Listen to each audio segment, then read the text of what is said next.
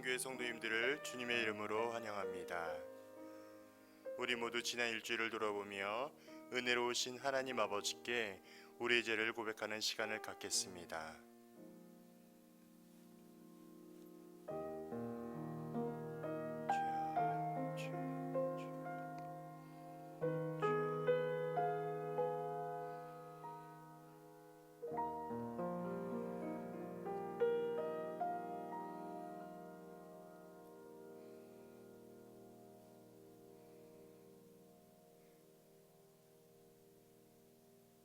하나님이여, 주의 인자를 따라 내게 은혜를 베푸시며 주의 많은 긍휼을 따라 내 죄악을 지워 주소서.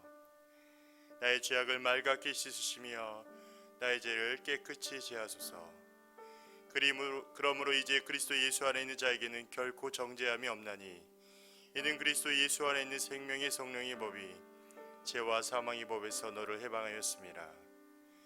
사랑의 아버지 하나님, 우리의 모든 죄악을 예수 그리스도 십자가 보혈로 정결하게 하여 주시고 새로운 은혜를 허락하여 주옵소서. 예수 그리스도의 이름으로 기원합니다. 아멘. 다 함께 자리에 일어나서 인내 찬양 우리 영광 올려드리겠습니다.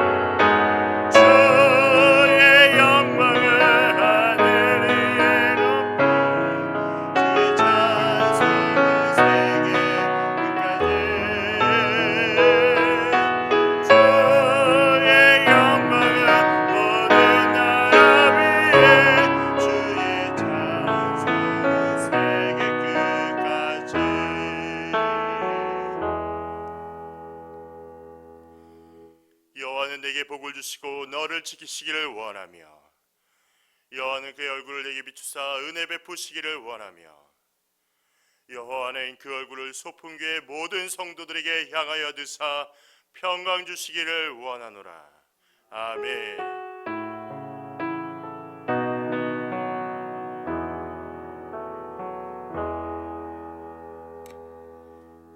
다 함께 찬송가 29장 찬양 드리도록 하겠습니다.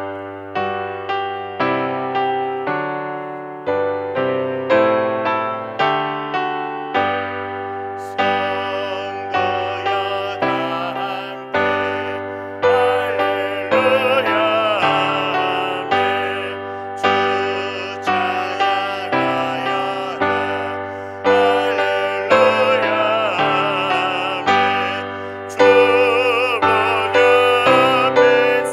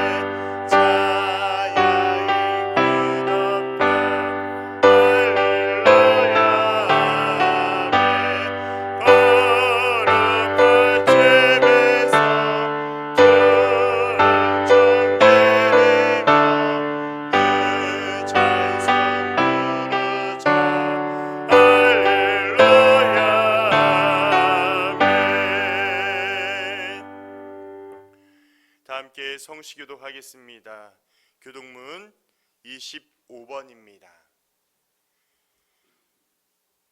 교동문 25번입니다.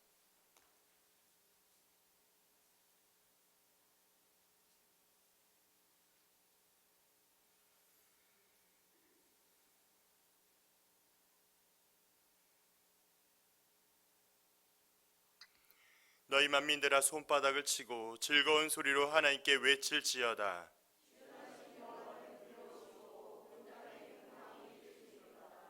여호와께서 만민을 우리에게 나라들을 우리 발 아래 복종하게 하시며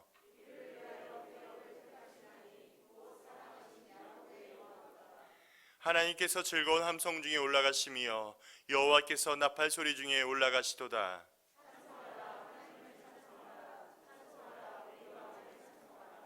하나님은 온 땅의 왕이심이라 지혜의 시로 찬송할지어다.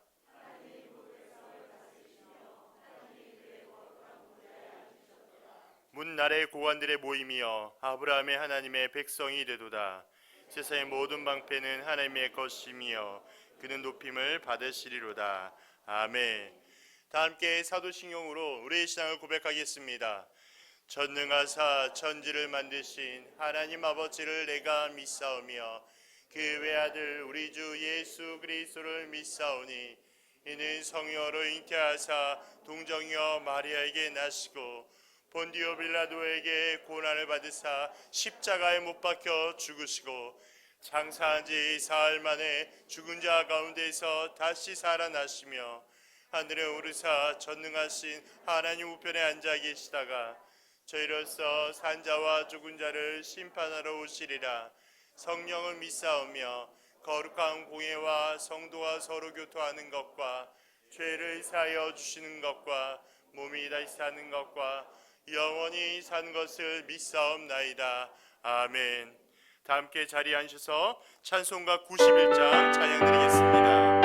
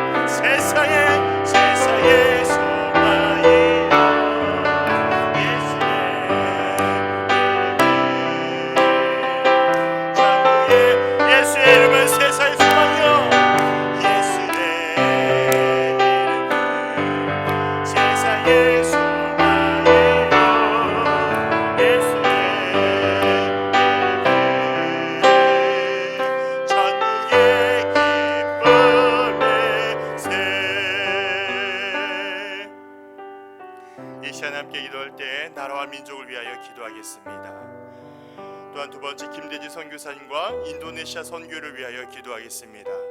다 함께 기도하겠습니다. 아버지 하나님 너무나 감사합니다. 이 시간 마음과 정성을 다하여 기도합니다. 특별히 현충일을 맞이하며 나라와 민족을 위하여 기도할 때 나를 위해 목숨을 바친 분들의 또한 수고와 희생을 기억하여 주시고 민족을 위하여 기도하는 우리 모든 성도들에게 인도하여 주옵소서. 전쟁 앞으로 역사가 반복되지 않게 하여 주시고 아버지 하나님 또한 복음으로 하나의 은혜를 허락하여 주시고 드리기도 합니다. 코로나 사태가 다시 한번 아버지 또한 생명되게 하여 주시고 또한 더욱더 회복과 치유의 은혜가 있게 하여 주시고 드리기도 합니다. 아버지 내 성도들 인도네시아 선교를 위하여 기도합니다. 아버지 하시기에 가장 사망이 높은 그 땅을 불쌍히 해주시고 아버지 많은 원자들에게 주의 힘을 다해 주셔서 아버지의 복음을 경험할 수 있도록 인도하여 주옵소서. 아버지 거꾸로 매여 모든 열방이 아버지 복음에 맡기고 또한 나아주시고 아버지 인도해 주시기 바랍니다. 아버지 예배를 위해 기도합니다. 참여를 누리게 하여 주시며 아버지 다시 말하고 싶은 아버지 역사하시게 하여 주옵소서.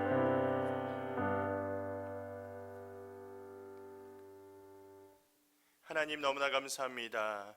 우리 모두를 십자가로 구속하여 주시고 우리의 부활에 온전한 또한 소망이 되신 예수님의 이름만을 찬양과 경배드립니다. 특별히 정한 시간 정한 장소에 나와 주의 이름을 찬양하며 경배합니다. 우리 예배를 기뻐 받아 주옵소서.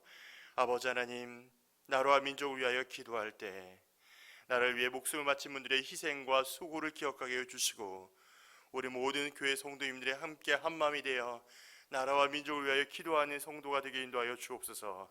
전쟁과 아픔의 역사가 반복되지 않게 하여 주시오며 십자가의 복음으로 하나가 될 수 있는 은혜를 허락하게 하여 주옵소서.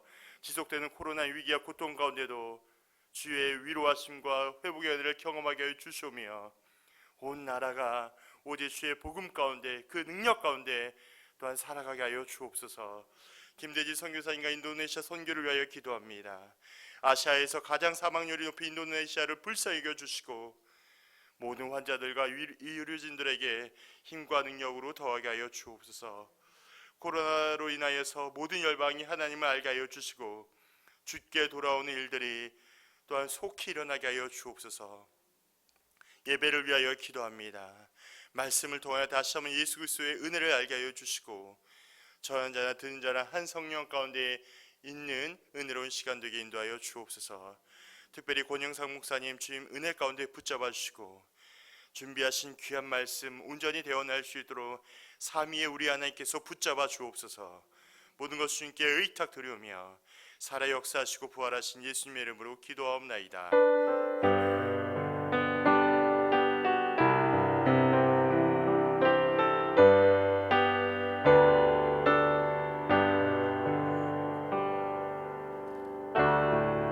함께 자리에 일어나셔서 동문 찬양으로 영광 올려드리겠습니다.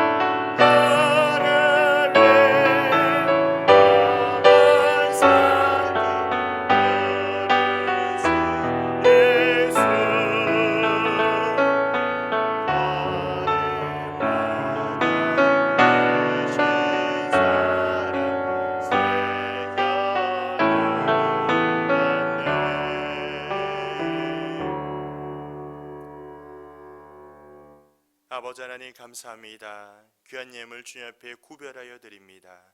이 예물이 쓰이는 곳마다 하나님의 나라와 사역이 온전히 쓰임받게 하여 주옵소서.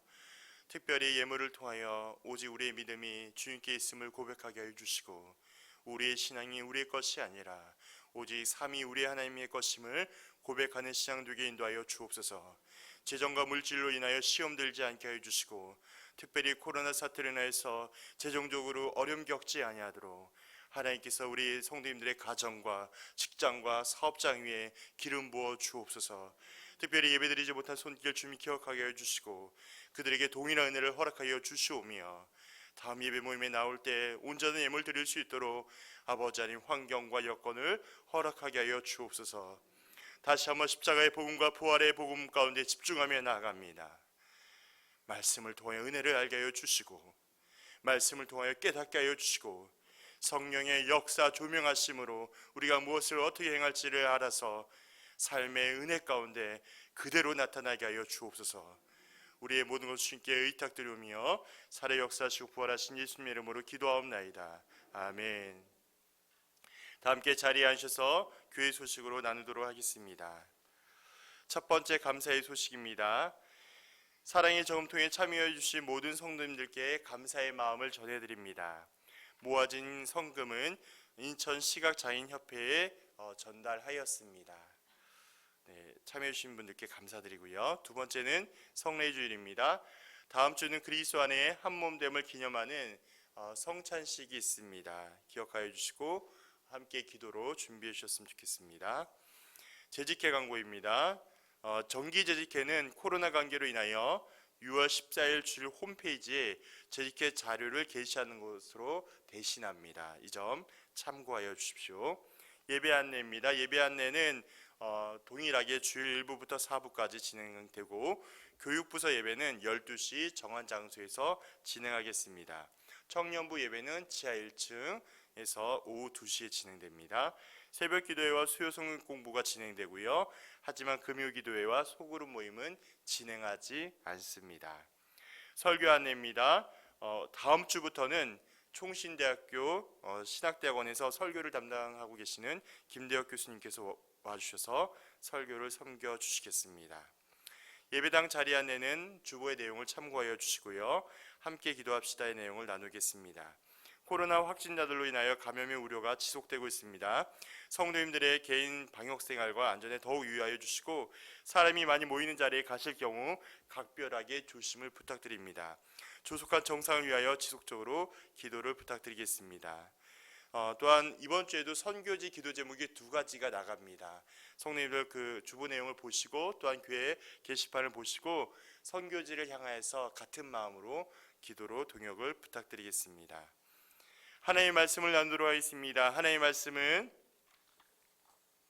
신약성경 마가복음 5장 34절부터 36절까지의 말씀입니다.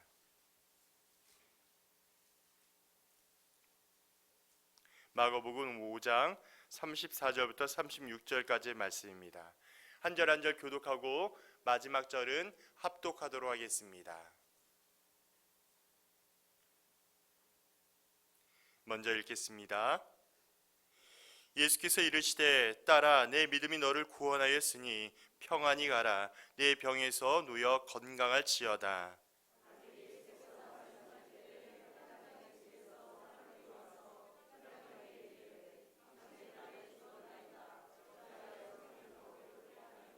함께합니다. 예수께서 그 하는 말에 곁에서 들으시고 회장단에게 이르시되 두려워하지 말고 믿기만 하라 하시고 아멘. 이 시간에는 주님의 타이밍이란 제목으로 권영상 목사님께서 말씀을 전해 주실 때 큰 은혜를 누리시기를 바랍니다.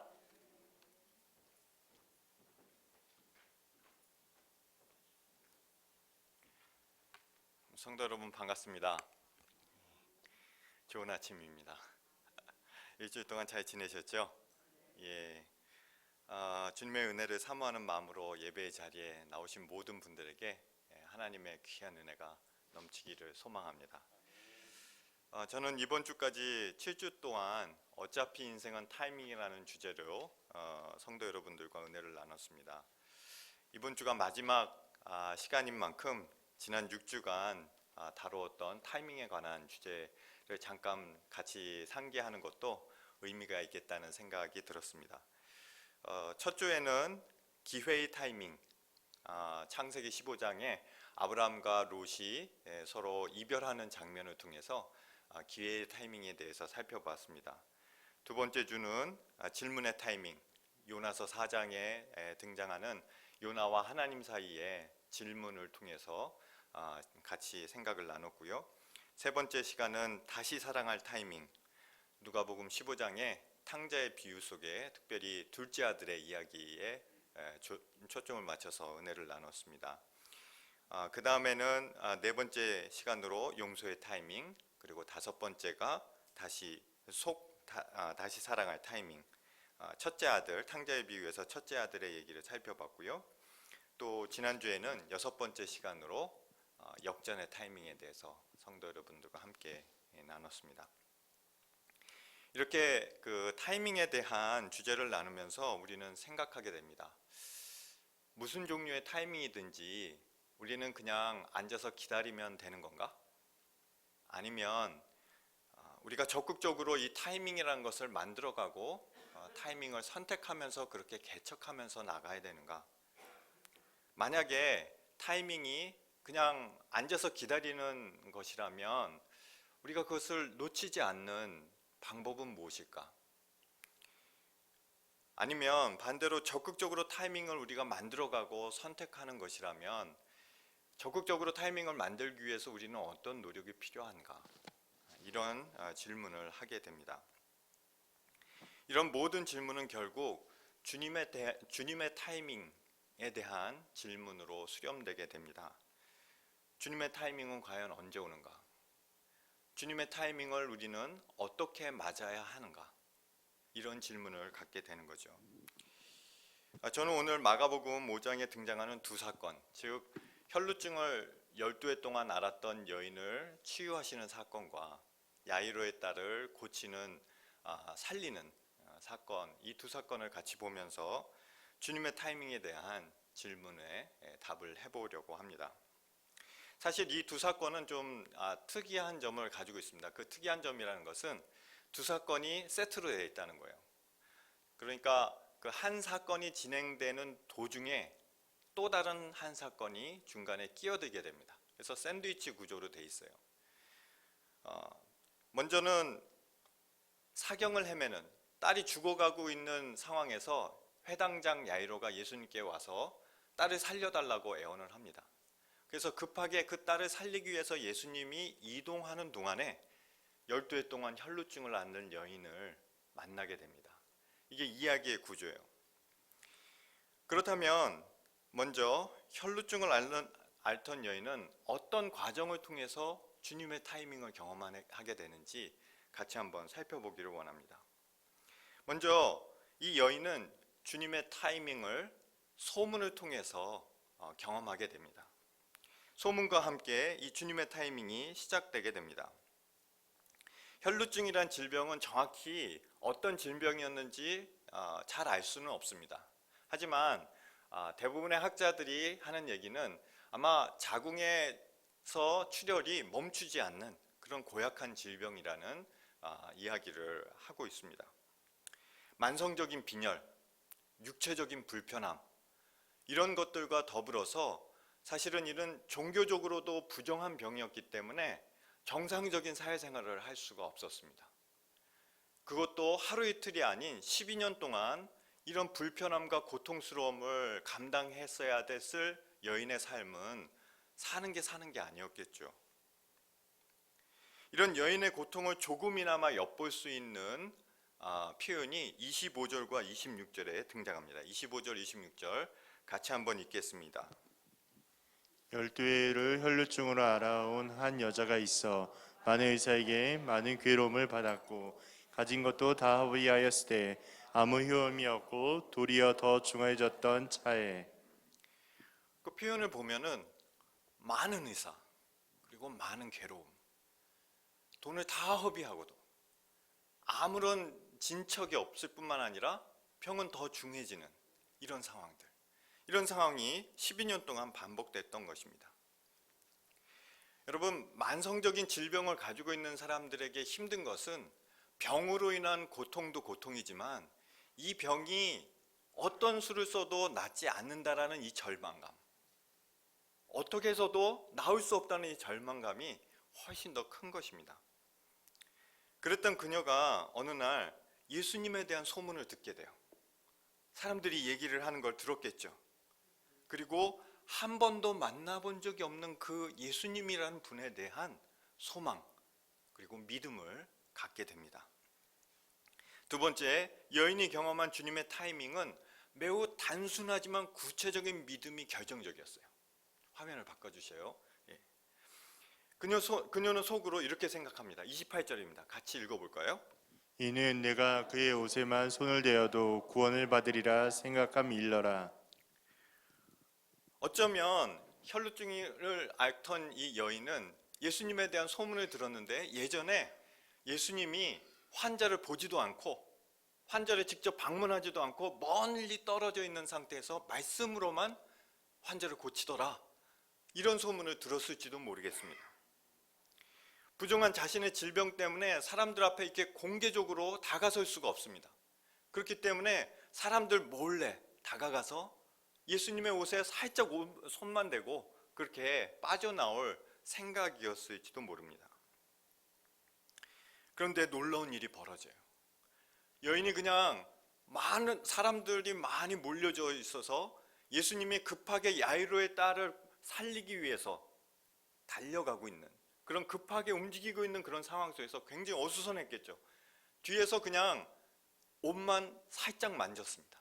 그런데 그 순간 자신이 12년 동안 그렇게 알아왔던 그렇게 고약한 질병이 금방 낫게 되는 것을 보게 되었습니다. 12년 만의 타이밍, 수없이 많이 좌절했고 그리고 수없이 많이 실망한 끝에 찾아온 주님의 역사하심, 여인은 놀라지 않을 수가 없었습니다. 사실은요, 여러분 생각해 보면은 12년 만에 경험한 이 놀라운 역사예요. 그런데 이 놀라운 역사에 비해서 그녀가 한 행동 자체는 그렇게 대단한 행동은 아니었어요. 굉장히 작고 사소한 행동이었어요. 예수님의 옷에 가서 그냥 손 한 번 댄 거였어요. 그것도 사람들에게 들킬까봐 무서워서 살짝 그렇게 몰래 터치만 하고 그렇게 돌아섰습니다. 그런데 그렇게 수줍고 작은 행동, 그 작은 행동에 예수님이 반응하셨다는 거예요. 예수님 주변에는 이미 수많은 사람들이 예수님을 이리 미치고 저리 미치고 있었어요. 그러니까 제자들이 예수님 누가 나에게 손을 대었냐고 묻다니요, 그게 말이나 됩니까? 수많은 사람들이 이미 밀치고 있는데 예수님을. 그렇게 수많은 터치가 있었지만 여인의 이 수줍은 터치 한 번, 여인의 이 작은 터치 한 번만에 예수님은 그 터치만을 반응을 하셨다는 것, 이것이 놀라운 것입니다. 여러분, 우리가 위대한 주님의 타이밍을 경험하기 위해서 그만한 크기의 우리의 행동이 필요한 게 아니에요. 우리가 하나님의 놀라운 기적을 체험하기 위해서 그만한 크기와 그만한 수준의 행동과 뭐 그런 것을 하나님께서 원하는 것이 아니라는 것입니다.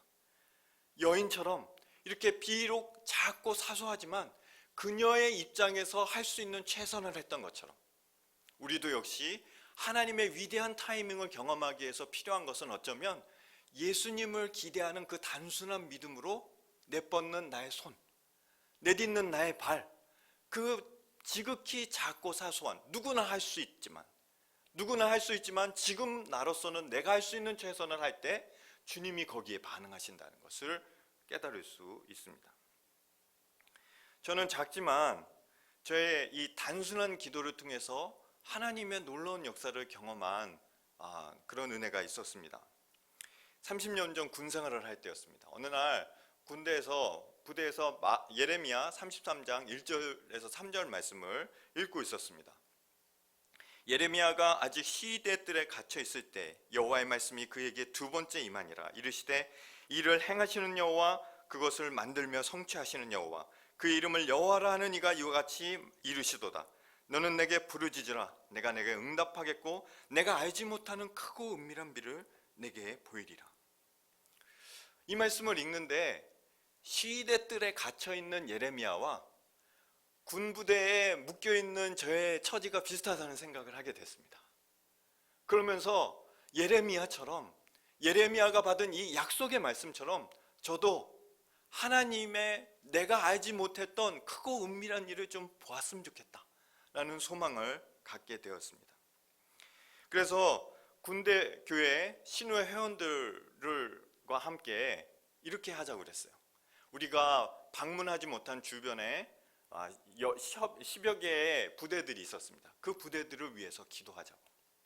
우리가 할 수 있는 일이 아무것도 없습니다. 뭐 사병이고 또 군대이기 때문에 내가 마음대로 원하는 대로 그 부대 가서 뭐 복음을 전하거나 사역을 할 수 있는 것도 아니었죠. 기도하자고. 그렇지만 기도하는데 매일 모여서 뭐 기도회를 할 수 있는 것도 아니니까 기도 카드를 조그맣게 만들었어요. 그리고 그 10개의 부대를 한 달에 한 부대씩 돌아가면서 집중적으로 기도하기로 했습니다. 한 부대씩 기도하는 거예요. 그 한 부대씩 기도를 하는데 기도회를 할 수가 없으니까 각자 있는 처소에서 하루에 3번 밥 먹을 때, 식사 기도할 때 잠시만이라도 그 부대에 하나님의 놀라운 역사가 일어나게 해주십시오. 그렇게 잠깐씩 기도하기로 했어요. 잠자기 전 1분 동안만이라도 하나님이 그 부대를 향해서 놀라운 역사를 일으켜 주시라고, 그 부대에 있는 영혼을 불쌍히 여겨달라는 기도를 하기 시작했습니다. 기도는 굉장히 간단했어요. 기도하자는 그런 마음은 그냥 단순한 믿음에서 시작을 했습니다. 근데 이렇게 기도한 지 2주 만에 하나님이 역사하시는 것을 우리는 볼 수가 있었습니다. 어느 신우 회원이 업무 때문에 그 부대를 방문했다가 실수로 기도 카드를 떨어뜨린 거예요, 부대에. 근데 그 부대의 주임 상사가 우연히 그 떨어진 기도 카드를 발견하게 됩니다. 그리고 이분은 사실은 워낙 신실한 크리스찬이었어요. 그렇기 때문에 누군가 자신의 부대를 위해서 이렇게 기도하고 있다는 것에 큰 감동을 받게 됩니다. 그 기도 카드를 발견하는 즉시 그걸 들고 군대교회 그 목사님, 군목을 찾아왔어요. 우리 부대를 위해서 이렇게 기도하는 분들이 있으니 매주 수요일마다 신우 회원들이 와서 우리 부대의 그 부대원들을 위해서 예배를 좀 인도해 주셨으면 좋겠습니다. 이 부대는 사정이 있었어요. 부대 사정으로 몇 달 동안 주일날 종교 활동을 할 수가 없는 그런 상황이었어요. 그렇기 때문에 저희의 그 기도, 부대를 위한 기도의 첫 번째 대상 부대가 사실은 됐던 겁니다. 우리가 기도하기 시작했을 때 하나님께서 그렇게 역사하신 거예요. 그것은 이 부대뿐만이 아니었습니다. 2번째 부대, 3번째 부대, 4번째 부대를 바꿔가면서 기도할 때마다 하나님께서 그 부대의 상황과 사정에 맞도록 하나님의 새로운 역사를 일으키는 것을 모든 신호원들이 함께 목격할 수 있었습니다.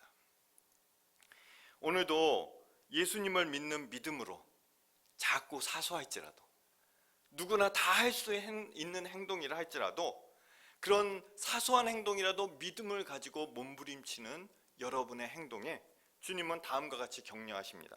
34절입니다. 같이 읽습니다. 예수께서 이르시되 따라 내 믿음이 너를 구원하였으니 평안히 가라. 내 병에서 누여 건강할지어다.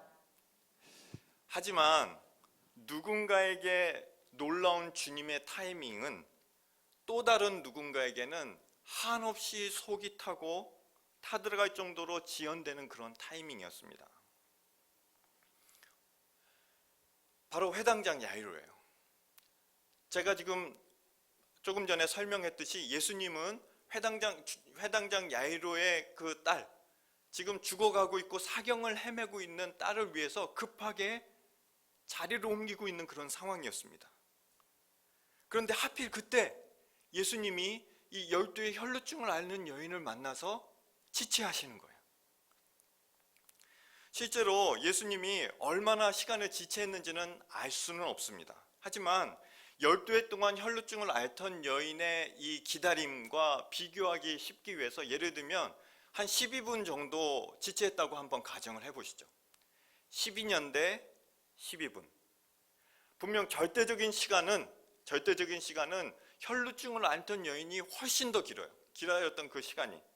그렇지만 아버지 된, 죽어가는 사경을 헤매는 딸을 둔 아버지 된 입장에서 이 12분은 12년 이상으로 속이 타들어가는 그런 상황이 아니었겠습니까?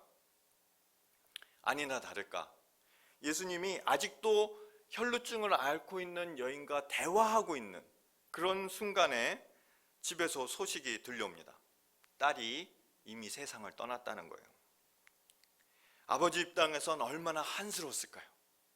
조금만 서둘렀더라도 하필 이 타이밍에 저 여자가 방해만 하지 않았더라도 좀 나중에 고쳐달라고 할 일이지 하필 이때 하는 생각이 들지 않았을까요? 그런데 곧바로 예수님의 격려의 말씀이 들려옵니다. 36절입니다. 예수께서 그 하는 말을 곁에서 들으시고 회당장에게 이르시되 두려워하지 말고 믿기만 하라 하시고. 여러분, 우리가 분명 봤듯이 12의 혈루증을 앓는 여인의 경우에는 그녀가 주님의 타이밍을 경험하는 데 있어서는 그녀의 그 단순한 믿음이 결정적이었어요. 그 작고 사소한 그 한 행동이 결정적이었습니다. 그런데요, 야이로의 경우는 그나마 있던 믿음마저도 무너지는 순간이에요. 여인처럼 그 작고 사소한 누구든 할 수 있는 그 행동마저도 할 수 없을 만큼 절망적인 상황이었어요. 이런 상황에서는 이번에는 예수님이 이끌어 가십니다. 이게 놀라운 거예요. 아무런 행동도 할 수 없을 정도로 모든 희망과 모든 기대를 무너뜨릴 수밖에 없는 그런 상황에서 주님이 야이로의 믿음을 붙들어 주세요. 무너지지 말라고, 주저앉지 말라고. 이것이 바로 주님이 친히 그의 믿음을 이끌어가서 주님의 타이밍을 경험할 수 있도록 한 야이로의 경험이었던 것입니다. 사랑하는 성도 여러분, 인생에서 무너질 만한 상황이 얼마나 많습니까? 다 포기하고 싶은 마음, 그런 위기들이 얼마나 많은지요. 그렇게 주저앉을 만한 상황이 되었을 때, 여러분이 믿음의 그 단순한 기도도 할 수 없는 그런 상황이 됐을 때, 그때는 주님이 여러분의 믿음을 이끌어 가신다는 거예요. 주님이 여러분으로 하여금 주님의 타이밍을 경험할 수 있을 때까지 여러분을 격려하시고 여러분을 이끌어 가신다는 것. 두려워하지 말고 믿기만 하라. 두려워하지 말고 믿기만 하라. 그렇게 우여곡절 속에서 집에 도착했습니다. 집은 이미 초상집이에요. 동네 사람들이 모였어요. 딸의 장례를 준비하기 위해서 이리저리 어수선하고 부산한 그런 상황이었어요. 더구나 장례의 슬픔을 더 고조시키는, 그 분위기를 더 고조시키는 것은 바로 이웃 사람들의 곡소리였을 겁니다. 동네에서 장례가 나면 요즘은 한국에서는 다 장례식장 병원에서 하고 그렇고 크게 곡소리를 내거나 그런 경우는 많지는 않지만, 그 당시에는 그 전문적으로 돈을 받고 이렇게 곡을 하러 다니는 알바 같은 것도 있었습니다. 그래서 이 곡소리를 하는 거예요. 얼마나 구슬펐겠습니까? 순식간에 집안의 분위기는 장례의 분위기, 죽음의 분위기, 절망과 사망의 분위기로 바뀌게 되었습니다. 그런데 그렇게 부산을 떠는 사람들을 향해서 하신 예수님의 말씀이 놀랍습니다. 39절입니다. 같이 읽겠습니다. 들어가서 그들에게 이르시되 너희가 어찌하여 떠들며 우느냐 이 아이가 죽은 것이 아니라 잔다 하시니. 여러분, 동네 사람들이 듣기에 이거는 정신 나간 소리였어요. 그 다음 구절에 바로 나옵니다. 그들이 비웃었어요. 예수님의 말이 도대체 무슨 말을 하는 거예요, 저 사람? 다 죽음을 이미 확인했기 때문에 장례를 전부 다 준비하고 있는 이런 상황에서, 죽음이 기정사실화된 이런 상황에서 잔다고 얘기를 하다니 미친놈 아니야? 이런 말을 했던 거죠. 그러나 예수님은 베드로와 야고보와 요한 딱 세 제자, 그리고 이 소녀의 부모만을 데리고 이렇게 5사람만을 데리고 죽은 소녀가 있는 방으로 들어갑니다. 그리고 소녀의 손을 잡고 말씀하십니다. 달리다고, 내가 내게 말하노니 소녀야 일어나라. 만약에 용한 무당이었다면, 잘 알려진 무슨 치료사였다면 온 동네가 떠나갈 듯한 푸닥거리라도 버렸을 거예요. 그래야 맞지 않아요? 그냥 보통 치료가 아닙니다. 그냥 보통 질병을 치료해내는 것이 아니에요. 죽었던 사람을 살리는 거예요. 그러면 그만한 거기에 상응하는 뭔가 화려한 어떤 행사가 있고 종교적인 떠들썩한 뭔가가 있어야 되는데 그런 게 하나도 없어요. 이게 놀라운 거예요. 예수님은 그저 조용한 목소리로 죽은 소녀에게 달리다고 하십니다. 이렇게 조용한 예수님의 언행, 말씀과 행동은 오히려 예수님의 권능을 더욱더 크게 부각시키는 거예요. 사랑하는 성도 여러분, 죽음은 생명을 이길 수 없습니다. 원래 죽음은 생명에 종속되어 있는 개념이에요. 무슨 말이냐면 생명이 먼저 있었고 죽음이 그 다음에 들어왔어요. 따라서 생명이 없었다면 죽음도 없었습니다. 하나님이 최초의 천지를 창조하실 때 창조하신 세계에는 죽음이 없었어요. 죽음은 비정상입니다. 죽음은 상식이 아니었어요. 그런데 사람들이 하도 오랫동안 죽음을 계속해서 경험하다 보니 죽음을 운명으로 받아들이기 시작했어요. 죽음이 상식이 되었어요. 그거는 당연한 것이 되었습니다. 그렇지만 소녀를 살리면서 예수님이 우리에게 보여주시고자 원했던 것이 이것입니다. 바로 사망은 결코 생명을 이길 수 없다는 것. 그것이 예수님이 우리에게 보여주시기 원하셨던 것입니다. 죽음은 결코 상식이 아닙니다. 죽음은 결코 우리의 운명이 아니에요. 우리가 그냥 받아들일 수밖에 없는 숙명처럼 그렇게 짊어지고 가야 될 그런 운명이 아니라는 것을 예수님이 우리를 위해서 보여주기 원하셨던 겁니다. 그러므로 야이로의 딸을 살리는 이 모습은 야이로 개인만을 위한 모습이 아니라 예수 그리스도를 따르는 저와 여러분 모두에게 필요한 예수님의 메시지였던 것입니다. 디모데후서 1장 10절 말씀을 함께 읽습니다. 이제는 우리 구주 예수 그리스도의 나타나심으로 말미암아 나타났으니 그는 사망을 패하시고 복음으로써 생명과 썩지 아니할 것을 드러내신지라. 사망을 패하시고 복음으로써 생명과 썩지 아니할 것을 드러내시는, 마침내 드러내시는, 우리는 그런 시대, 그런 타이밍 가운데 살고 있다는 것입니다. 이제 말씀을 마치면서 주님의 타이밍의 정의에 대해서 한번 생각해 보기를 원합니다. 주님의 타이밍, 저는 이 표현을 주님이 역사하시는 시간이라는 의미로 사용했습니다. 주님의 타이밍이란 주님이 역사하시고 주님의 뜻이 이루어지는 시간, 그 타이밍을 의미한다고 할 수 있습니다. 그렇다면 언제가 과연 주님이 역사하시는 시간일까요? 과연 언제가 주님이 역사하시는 시간일까요? 언제가 과연 주님의 뜻이 이루어지는 시간일까요? 오늘 본문에서 보면 그 답은 분명합니다. 혈루증을 앓던 여인이 치유되는 그 순간, 죽었던 야이로의 딸이 죽음에서 살아나오는 그 순간이야말로 주님의 뜻이 이루어지고 주님의 역사하시는 그런 시간이라고 볼 수 있습니다. 하지만 뭔가 세상이 뒤집히는 특별한 사건이 있어야 주님이 역사하시는 것일까요? 코로나 사태로 깊이 신음하는 이 시간, 언제 이 모든 위기가 끝날지 아무도 모르는 사이에 속절없이 기다려야만 되는 이 시간은 아무런 의미가 없는, 주님이 역사하지 않는 그런 시간일까요? 주님은 그 모든 사명을 다 마치시고 십자가에서 이렇게 말씀하셨습니다. 다 이루었다. 다 이루었다. 지금 우리는 예수님이 이루신 이 생명 역사,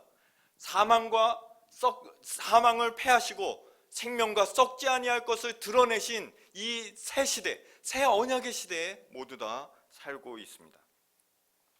예수님은 하나님 나라가 어느 때 임하느냐는 바리새인들의 질문에 대해 하나님의 나라는 너희 안에 있느니라 이렇게 말씀하셨어요. 이 말은 너희 마음 안에 있다는 말이 아니에요. 하나님 나라는 너희 중에서 지금 대화하고 있는 내가 너희에게 임했을 때, 지금 와 있을 때 이미 임했다는 거예요. 하나님 나라는 이미 임했다는 것입니다. 어느 시점에 예수님이 역사 가운데 나타나시는 그 시점에. 인류 역사는 BC와 AD로 나뉩니다. BC, Before Christ, 그리스도 이전의 시대. AD, 안노 도미니, 이건 라틴어입니다. 안노 도미니, 이것은 우리 주님의 시대. 우리는 주님의 시대에 살고 있는 거예요. 우리는 이미 주님의 타이밍에 살고 있는 겁니다. 우리는 이미 주님이 다스리고 주님이 역사하시며 주님의 뜻이 이루어진 그 시대에 살고 있는 것입니다. 따라서 우리의 질문은 언제 주님이 역사할 것인가가 아니라 우리의 질문은 과연 어떻게 이미 이루어지고 이미 와 있는 이미 다가와 있는, 이미 내 앞에 와 있는 그 이루어진 하나님 나라, 주님의 역사를 어떻게 알아차릴까? 그것이 우리의 질문이어야 되는 것입니다. 알아차림. 우리는 모두 하루하루가 답답한 기다림의 시간을 보내고 있습니다. 많은 사람들이 이 위기가, 이 사태가 언제 끝날지 하염없이 기다리고 있어요. 그렇지만 더 무서운 것은 아무도 모른다는 거예요. 이 답을. 어쩌면 이 위기가 이제 시작에 불과할지도 모른다는 불안감이 더 큰 그런 상황에 있습니다. 주님의 타이밍을 알아차릴 수 없는 사람들에게 있어서 이 시간은 고통스럽기만 하는, 의미 없는, 그냥 낭비되는 그런 기회들이기 때문에 훨씬 더 불안할 수밖에 없을 것입니다. 그러나 주님의 타이밍을 사는 성도들에게는 이미 이루어졌고 이미 완성되었으며 이미 역사하고 계신 하나님의 타이밍을 알아차리는 귀한 기회가 된다는 것이죠. 설령 우리가 여전히 혼란스럽고 여전히 막막하더라도 우리는 믿음이 있습니다. 주님은 지금 이 순간에도 역사하고 계시며 그 역사는 충분히 역동적이고 파워풀하며 권능이 있으며 죽음을 이기는 권세라는 것을 우리는 알고 있습니다. 주님을 의지하는 마음으로 완벽하지는 못해도 단순한 믿음으로 이런 상황 속에서 우리의 팔을 내뻗을 때 주님은 우리에게 말씀하십니다. 내 믿음이 너를 구원하였느니라. 우리가 주님을 신뢰하는 마음으로 우리의 무너진 발걸음을 내딛기 시작할 때 주님 말씀하십니다. 두려워 말고 믿기만 하라. 사랑하는 성도 여러분, 지금은 주님의 타이밍입니다. 여러분에게 이미 와 있는 주님의 타이밍, 이미 역사하시고 완성되어 있는 주님의 타이밍을 알아차릴 수 있는 귀한 여러분의 일상이 되시기를 소망합니다. 이 말씀을 생각하시면서 찬양하시겠습니다. 내 안에 이미 들어와 있고 나의 삶을 완성해 가시는 주님을 찬양하겠습니다.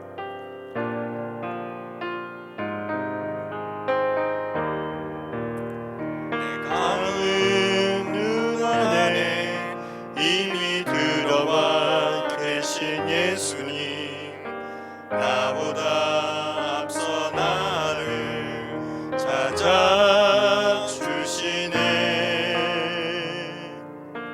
내 뻗은 두 손 위로 자비하심을 내어주시니 언제나 먼저 나를 위로하시네. 내 노래 가운데 함께 즐거워하시는 늘 나의 기쁨이 되시네. 수많은 사람 중에 나를 택해 잡으시고 눈물 거두어 빛살가루 채우시네. 그분은 내 자랑, 나의 기쁨, 나의 노래, 나의 전부 되시네. 축도하겠습니다. 이제는 예수 그리스도의 귀한 은혜와 아버지 하나님의 극진하신 사랑과 성령님의 교통하심이 코로나 사태 가운데서 주님의 역사하심과 주님의 타이밍을 기대하고 믿음으로 한 걸음 한 걸음 나아가기를 소원하는 사랑하는 소풍교회 모든 성도들에게와 이 나라의 민족 가운데 또 온 세계 가운데 이제로부터 영원토록 함께 있을지어다.